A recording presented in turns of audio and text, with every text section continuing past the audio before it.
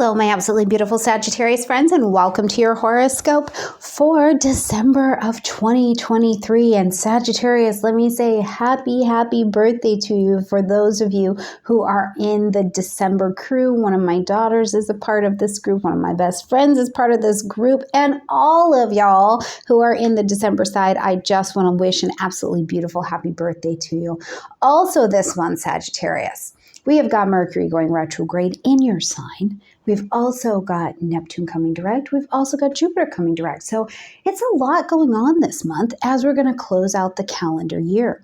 Now, I also want to just say that, yes, we're closing out the calendar year, and that is a big deal. That's 12 months worth of living. Whatever's gone down, it's 12 months worth of living, right? But I also just want you to keep in mind, on the astrological landscape in Western astrology, because we roll with the seasons, we've got plenty of time. We're not in our end of the year until we get to March and begin our new season. So you have plenty of time is my point, my beautiful Sagittarius friends. So let's take it easy. Let's enjoy birthday time. Let's enjoy the end of the calendar year, okay? All right, Sagittarius, let's get in here. So first of all, bringing your attention to the fact that on November 25th, we saw Mercury go to pre-retrograde shadow time at 22 degrees of Sagittarius, so 22 degrees of your sign. It's already a signal to us as we're coming into December that you want to be mindful of what was happening for you around that time, what was happening around the 25th, what was going on for you around personal development, self-development, your look, your physical environment. Was it changing? Were you making plans to travel? Something was happening in the this is me zone of Sagittarius. You could have been changing your look or thinking about it, but certainly new information was coming to the table. And for many of you, I was thinking with that beautiful traveler spirit of yours that maybe somewhere around the 25th, you were making plans to travel or you were doing something like that, because between Mercury, the planet of commerce and travel, and also being a Sagittarius, I'm like, somebody's booked some plane tickets here, or train tickets maybe even. So just take note of what is going on between 22 degrees of Sagittarius and 8 degrees of Capricorn, because these will be the degrees that are going to be a part of our Mercury retrograde story, okay? On the 1st, we're going to see Mercury step into the energy of Capricorn, so lighting up your second house space. Now, this is fantastic because this is something that is Mercury bringing new information to your financial zone, okay? And so whether you are making changes to your finances or you're making decisions around your finances, you are realistic here. You are making a long-term plan. It is organized. You are getting yourself together. You're taking on the responsibility. You're putting a plan together. You're making decisions that can be very dependable for you as you continue down the road. Now, this is Capricorn energy, which is cardinal. So it means you're making a beginning, okay? And I really want to stress that because as we see Mercury take some retrograde time here from that 8 degrees back to 0 degrees of Capricorn, you may be reviewing some plans that you were putting in place as we start the beginning of the month. On the 4th, we're going to see that Venus moves into the vibration of Scorpio into your 12th house space. Now, this is the quiet sector of the chart, the things that are hidden or behind the scenes. So Venus being an attracting energy and then being in Scorpio, one of the things that came to my mind is, what are you attracting in that you actually need into your life, Sagittarius? Do you need rest? Are you allowing yourself to rest? And I'm not talking about like you need to take a 5-minute nap. I'm talking about at a non-superficial, deep level. Have you been going in some way that truly you are needing deeply engaged, rejuvenating, restful rest? And Venus is attracting in this knowledge to you. It's attracting in times for you to vacation. It's attracting in times for you to not be working so hard, not be on the hustle so much. Have you been keeping secrets? This is going to attract a person, place, thing, or opportunity to you to release those secrets as well. But the other thing I just think about with Venus, is these two things. One, Venus in terms of love and wellness and relationship. And in the 12th house space, yes, of course, you could be having a relationship with someone and it has to be behind the scenes. So whatever that looks like for you, that could be tip top as the month is going on. But also if you do something creative, healing, esoteric, you work in the metaphysical or self-development or coaching spaces, this could be a time where your products are actually doing very well monetarily with Venus traveling through this Scorpio time. So whatever it is that you need, including if it is deep rest or deep reflection, please make sure you take it, Sagittarius. As we get to the 6th, we're going to see Neptune turning direct at 24 degrees of Pisces, having gone retrograde at 27 degrees of Pisces in June. Now, this has been lighting up your 4th house space. So home, family, real estate, property, okay? So when Neptune is direct, let's start with that. When Neptune's direct, we're able to be a little bit in reality and then a little bit in fantasy or a little bit of the daydream, right? And I think that that's really important for humans to be able to do, because all reality all the time is a lot to take on and to endure. So having this opportunity where we can actually step out and daydream and take a deep little spiritual breath, I think is really important. So as Neptune was traveling direct in your 4th house, some of the things that could have been happening or going on for you is that you had a vision, an illusion, an idea, something that seemed like it was the reality around your 4th house, home, family, real estate, property, your roots and where you came from, women in your life, your mother, right? These kinds of things, you maybe had an idea or an ideal about them. Now, as Neptune went retrograde, it actually went retrograde sextile to Pluto. So it's telling us that not only for you personally, were you left in full reality where it's like, boom, here it is. There's nothing clouding your vision. What you're seeing is what you're seeing. There's no way to escape what's on the table with you. You're having to see something for what it is. And sometimes seeing it for what it is, like the truth, can be painful. Whether it's, you've really thought you've had this person on a pedestal, or you really realize that you've misunderstood something, or you've misunderstood some information. Whatever it is, the realization comes to you and it really taps into your spirit and into your higher self and your intuition to drive the bus here, right? Like you've got to move to your higher self so that you don't internalize all of this stuff, internalize the revelations, but instead grow with them. Okay, so as Neptune is direct here, now what you have is the opportunity to also say, okay, from the realities that I've seen, some of which may have been false or they weren't true, or those are not the right ideas or ideals, or I had something clouding my vision, now you can make a new path forward.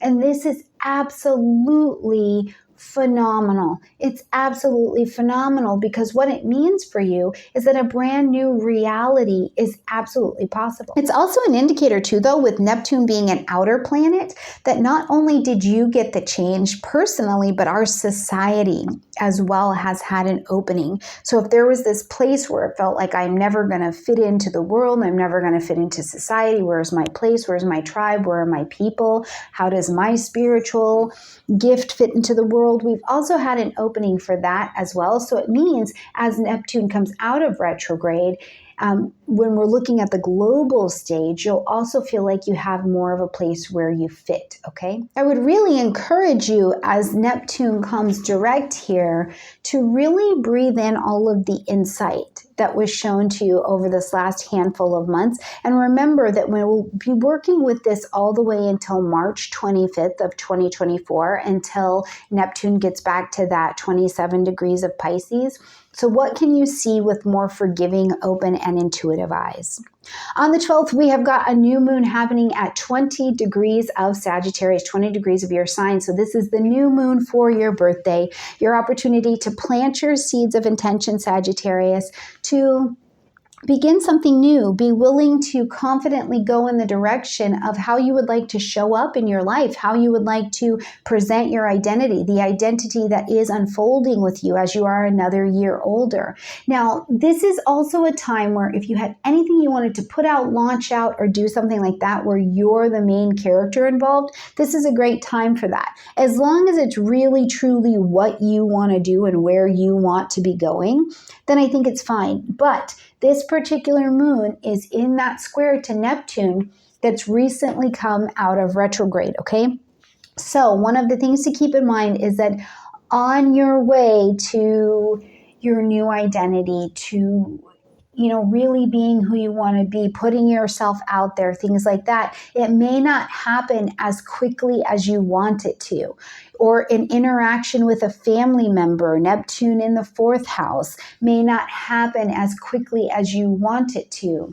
So I just want you to be mindful of that it's going to be step by step by step. If you can keep the expectations and the grandiosity to a minimum, it's going to be very helpful to help you navigate this new moon. But just understand that what you want and where you're going really does want you as well, okay?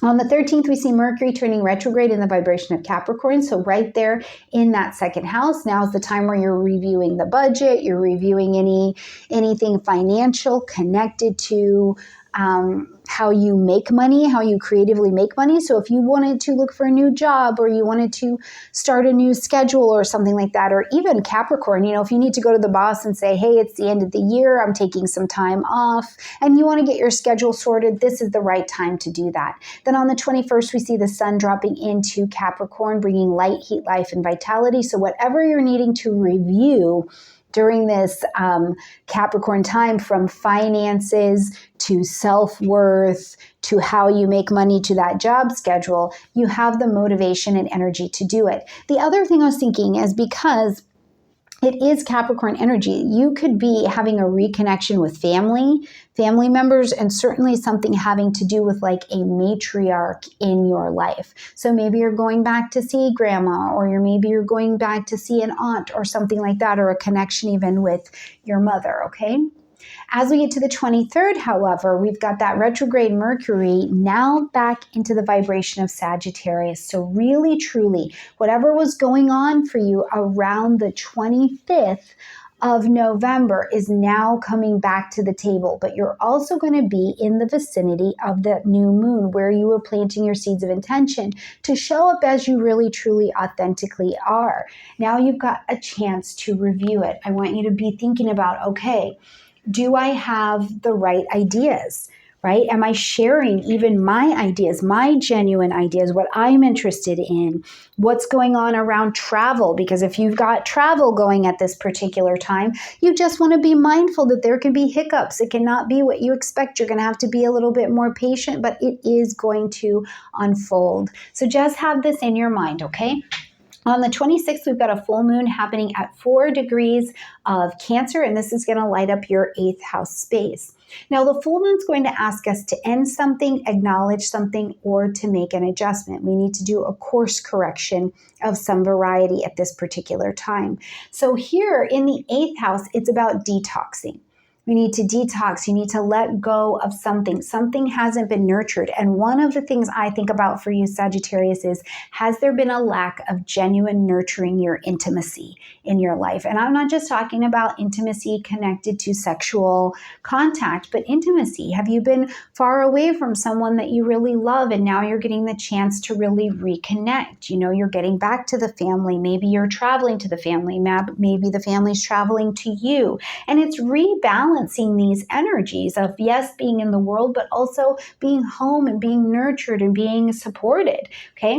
This particular moon is in a wonderful connection with both Jupiter and Saturn, so it is about really being home and nurture centered, and there is wisdom and there is support and there is structure here. And I do believe that this particular full moon, for many of you Sagittarians, is going to lead you to make some pretty serious life changes about what home is for you, especially in terms of feeling like your emotional and your intimate needs are met. For the rest of you, if you did need to make a plan to detox, get out of debt, if you needed to make a plan to detox some of your courses so that you can just study a little bit of astrology at a time and really, really breathe it in, this particular full moon can be fantastic for that. Or maybe you're talking about astrology over the holidays with your family members. I would love that for you. All right, when we get to the 29th, we've got Venus moving into the energy of Sagittarius. So lighting up your beautiful first house, you're glimmering, you're magnetic. This is a wonderful vibration to be experiencing. And truly, it's like you are magnetic. You are like vibrationally really sound. So I'm telling you, you could be just selling ice to Eskimos right now. You're saying whatever, and people are just really interested in you. But I also feel like more than the vibration of just having the gift and the vibration of gab, it's that Sagittarius, you're really beautifully being who you are. And because of that, you're attracting to you these experiences that fill your heart and fill your cup. And you've got this vibration going all the way until January 23rd. Now, as we're going to close out this month on the 30th, we see Jupiter coming direct in the energy of Taurus, and this is nothing but good news, because as this Jupiter in Taurus energy has been working, Jupiter being your ruling planet. Okay, so first of all, we know that there's a deep connection to that, but also being in Taurus, which is a very grounded energy, and it says you don't need to necessarily do anything different. Everything that you need to expand, everything that you need to really grow and have this beautiful structure underneath you, you already have. It's right beneath your feet. So you have this opportunity, I think, with this energy to really lay your bricks so that in 2024, you can really build a house that you can stand on absolutely, delightfully, beautifully. So please make sure that you are remembering your wisdom, that you are remembering your own expansion, and that everything that you've been learning throughout 2023, Sagittarius, you got to go through the experience to get the wisdom. But when you get the wisdom, then I think it gives you the courage to expand out as a resource that you already know that you are. All right, my absolutely beautiful Sagittarius friends, I hope you have a gorgeous rest of Sagittarius season. Thank you so much for traveling with me all throughout 2023 and letting me travel with you. And if you are new here, thank you so much for joining the Soulmate tribe around here. And we cannot wait to travel together as we enter into 2024. All right, Sagittarius, have a great month.